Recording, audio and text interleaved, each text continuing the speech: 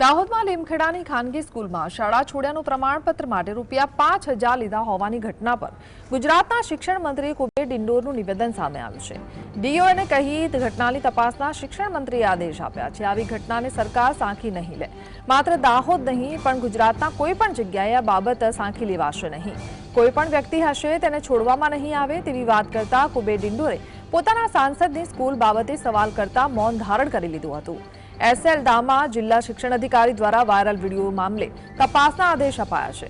आचार्य द्वारा फीनी पावती में हेड में कोई बाबतનું मेंशन नहीं। तपास में गैररीति जणाशे तो कायदेसरनी कार्यवाही करवाने शिक्षण अधिकारी की बाहेधरी आपी।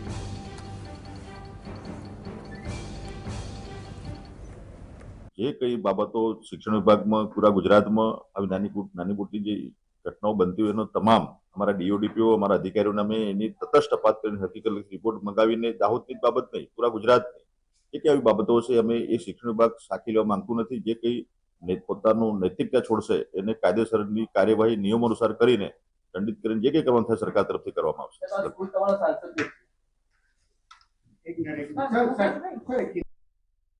સૌપ્રથમ તો એવું કહું છું કે લિવિંગ સર્ટિફિકેટ નથી લીધા છે।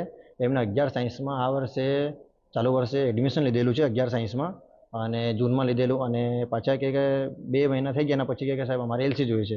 તો શાળાના વડાને અમે જાણ કરીને શાળાના વડાએ એમને વાત બી કરી કે તમે કેમ એડમિશન જો તમારું એડમિશન થઈ ગયું છે જીઆર પર પણ ચડી ગયું છે ઓનલાઈન પણ થઈ ગયું છે જો તમારે હવે નહીં ભણવું છે જો એલસી કઢાવી હોય તો ફી જે થતી હોય એડમિશન ફી એ તમારે જમા કરાવવી પડે। કેમ કે આ સેલ્ફ ફાઇનાન્સ સંસ્થા છે।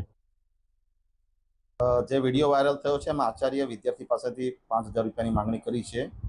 એ ખરેખર એલસી પ્રથમવાર કોઈ શાળા એલસી ઇસ્યુ કરતા હોય ત્યારે કોઈ ફી પ્રકારની ફી લેવાની થતી નથી, પરંતુ આમાં એલસી માટે જે 5,000 લેવા માટેની જે રજૂઆત છે એ વિગતો અમે તપાસ્યા બાદ જ કહી શકીશું। ખરેખર વિદ્યાર્થી પ્રવેશ લે ત્યારે જ મતલબ એણે જે તે શાળા જે છે આ શાળા જે છે ખાનગી શાળા છે, ખાનગી શાળાને નિયમ અનુસાર ફી લેવા માટેની પરમિશન એફઆરસી દ્વારા આપવામાં આવી।